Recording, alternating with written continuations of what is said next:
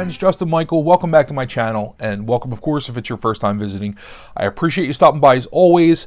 We're going to take a look at another Artisan Tarot deck today, the John Dodal, which is currently live on Kickstarter right now. And actually, I have sort of an announcement.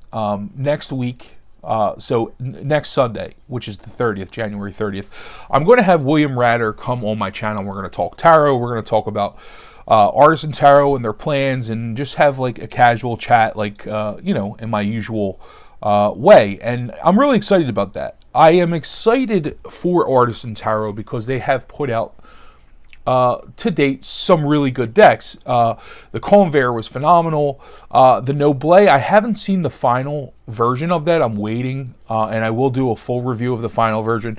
This is an advanced review copy of the Dodal, which is, like I said, live on Kickstarter.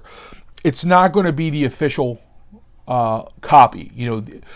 The one thing I like about William is that he takes a lot of information from the reviewers and the reviews, and then he makes changes, and that's really cool. So this is sort of just like a rough draft or a proof.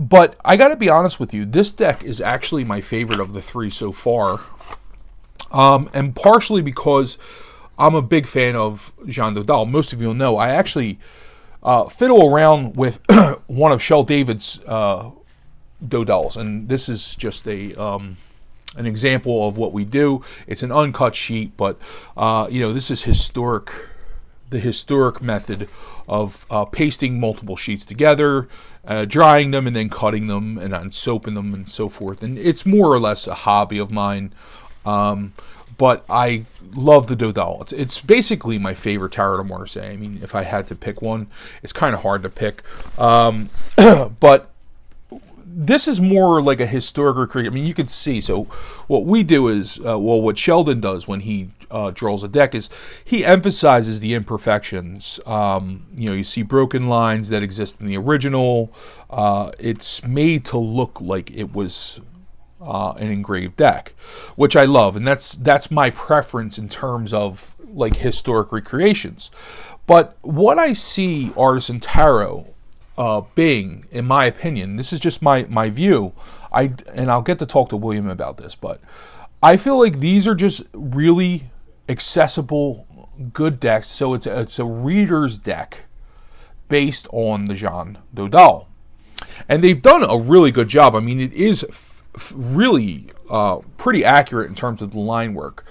The color pattern, the reason I said it's like my favorite they've done so far is I really love the colors that they use, the tones, the palette that they've chosen for this. It works really, really well, and it's something I really, really like. One thing, there was a printing error in this proof version. Again, there will be a final version which won't have this, but there were 25 advanced copies, one of which I received.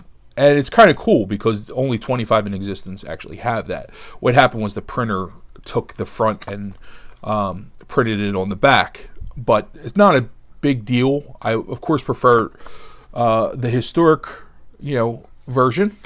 This is of course Flornoy, but like I said, it's just kind of a misprint. It's kind of lucky in a way.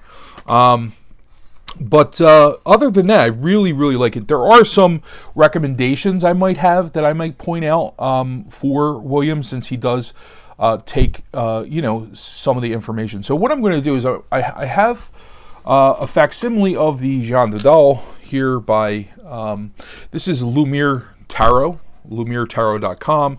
This was like a limited run of a John Dodal, which was a facsimile. And then this is, of course, the gold standard of Dodal. It was my very first John Dodal, which is by Claude Flornoy. Really special deck to me. I think this is one of the great tarot decks. It's very user-friendly, and it's also very historic, but it's in a kind of antiquated way.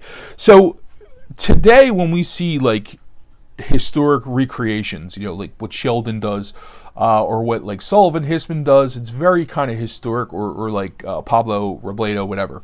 But initially, like if you look at the Stuart Kaplan decks that were produced, they're all based on historic decks, but they were meant for readers. And that's kind of what I see Artisan Tarot as, like maybe like a modern day Stuart Kaplan. The Tarot de Marseille community is sort of a tough sell. We're a picky bunch. We're very intuitive people, we know what we like, and everybody likes sort of something different, but I don't think Stuart Kaplan's decks would work as well today as they did back then. And that's because we've put this emphasis on, like, preserving the historic tradition as close as possible. But the thing you have to realize with Tarot de Marseille, or any tarot in general that was printed in this old method of woodblock printing, it's that the lines, the blocks remain the same. John Dodal probably printed cards in Leon from like 1701. I'm guessing. I don't know exactly. Around 1701 to maybe 1710 or 1720, whatever it was. So he was printing cards for 10 to 20 years, in his shop. His entire life, or his career,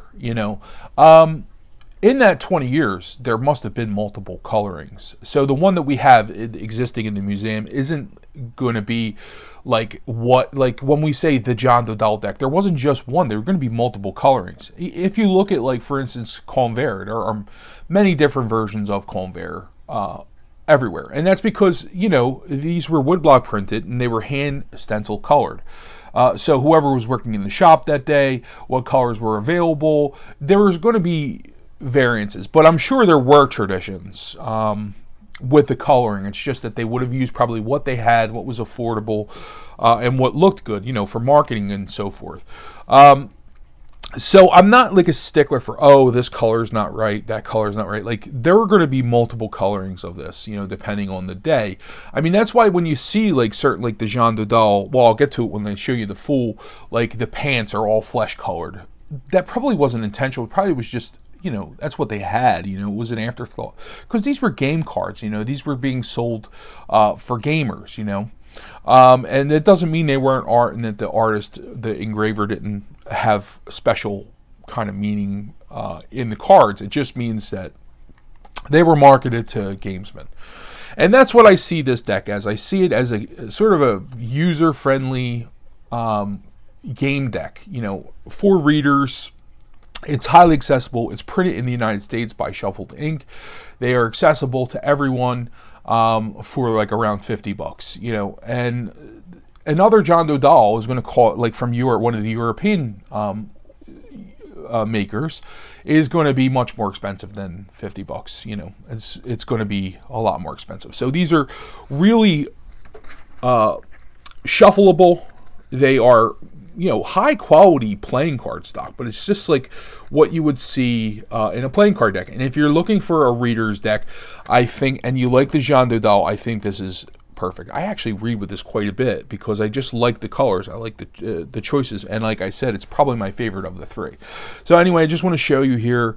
This is the facsimile. This is the Flornoy, which is a redrawing essentially of the facsimile. But you can see, I mean, the colors are pretty close. Light blue, dark green. He has the blue and the red coat. Everything is pretty close to what existed in the museum. Whereas when you look at the one by Artisan Tarot, it's different. It's got a lot of different. They were going more, it seems, for like aesthetically pleasing color palette, which I like. Look, to me, if I'm reading with this deck, it doesn't really matter whether it matches the particular version in the museum. It just doesn't.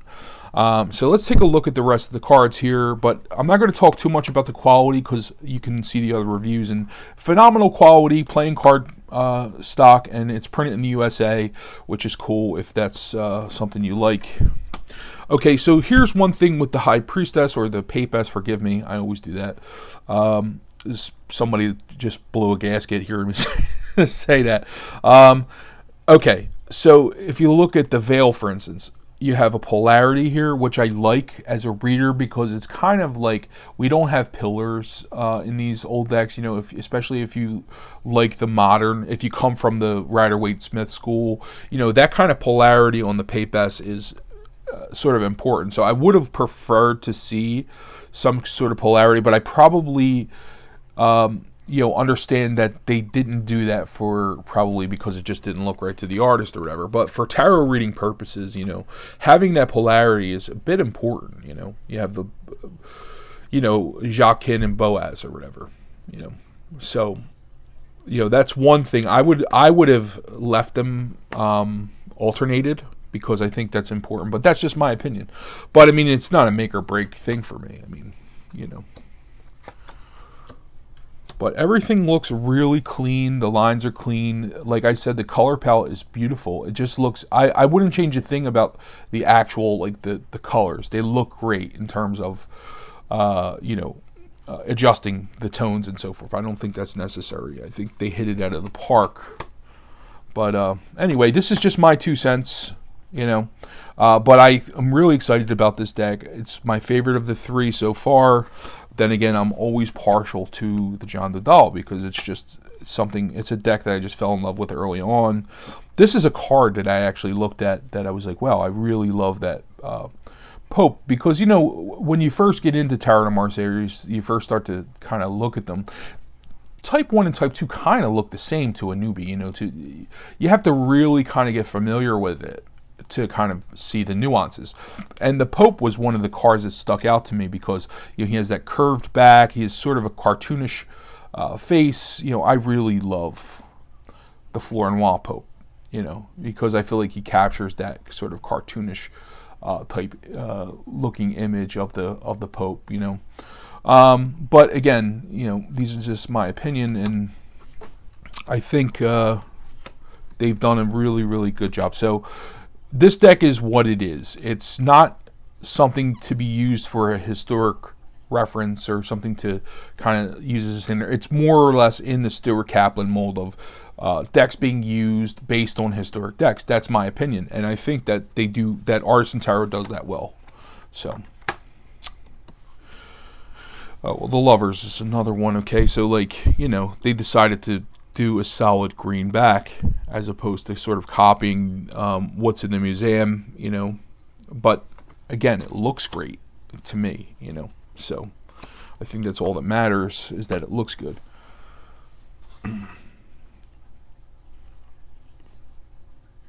Everything's just like really clean and really good. I like the color blue that they chose for the canopy, and it's all colored inside the lines, which is like typical of what you would see again from like one of those decks from the 70s and 80s. Whereas you see something from like Sheldon or from Sullivan Hismans, you're going to see colors coming outside of the lines. That's because that's how it would have been done in the old days. It mimics a stenciled deck, and in some cases they are stenciled, But, for me, again, even Flornoy, he went inside the lines with everything. He didn't do, sort of recreating the stenciled look. He went with the clean inside the lines, digitized sort of version, which is fine. I mean, it's fine because that's what it is, and it's just, again, it's a good deck to read with. So, but anyway, this is live on Kickstarter. If it's something you're interested in, I will leave all the information below. I will have William Ratter, like I said, on Sunday for a chat, just kind of talk about his plans, what they have coming along. And I really want them to succeed because I really hope that they come to a place where they're printing decks that were not seen before, in terms of, and it, again, it's not going to be like a reference standard, but it's going to be something that is going to be used, and that's really cool to have a variety, and it gets people to learn the history as well a bit, because you get familiar with the artwork. So they chose to get rid of the stamp, which again is an aesthetic choice. I particularly like the stamps. That's just me. It's because it's what I'm used to. I don't mind. That just was a stamp that was placed because, you know, in Leon at the time, there were taxes on imports. Actually, there were taxes. It went back and forth, but at one point, there were taxes on just locally sold decks and not on exports. So the stamp was probably for that period. It was for sale to foreigners only, like for foreign export. And that was probably because there was a tax break on that, you know. They didn't have to pay taxes because, again, they were exporting them. So it was a business decision that they made. But the tax laws changed over time. I would have to go and look at what it was in 1701. But this is one of my favorite hangmans of all time. I always say that when it comes to the Nicolas Rollachon and the Jean Dodal. They're very close. It's just my favorite hangman. I love it. So, you know, he's got the tongue sticking out. He's got his hands above the shoulders, and he's just kind of dangling there like a dead guy. You know, really, really love that. And like I said, it's just a really cute deck. I mean, it kind of speaks for itself. If it's something that resonates with you, check it out. You know.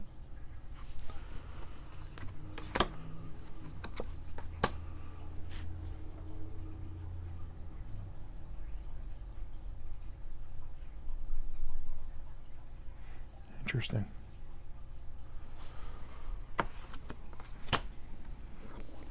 Okay, so here's another kind of important card for the Type 1s. You know, the flames shooting out towards the sun. You know, whereas in the Type 2, you see them coming from the sun towards the tower, which is, you know, a small kind of change. But I love the tower.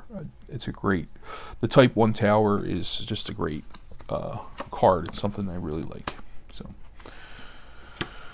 okay. Oh, my deck got inverted here. I don't know if that's all of them, but the star card looks great. The colors look great.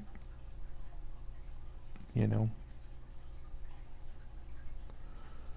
very cool. So you can see, like, I don't know if there were multiple tones, if they went light blue and dark blue, sort of like a shaded area in this one in the museum, and then Flornoy just made them all light blue, and the other one's gold. You know, you can see some choices that Flornoy made, and you know, honestly, some choices he made, I'm like, oh, I don't know why he did that, because in the original they would have meant something else. So Flornoy is certainly not perfect in terms of colors with the museum, but color is irrelevant, I think. You know, it's all about what you like. If it looks good, then it's great. You know, for me personally, it's irrelevant. Great moon card. So anyway, I'm not going to take too long doing this. I just want to show you in comparison to the other Dodal deck. So it's a very close line work. You know, captures the essence of the original, which is important, I think.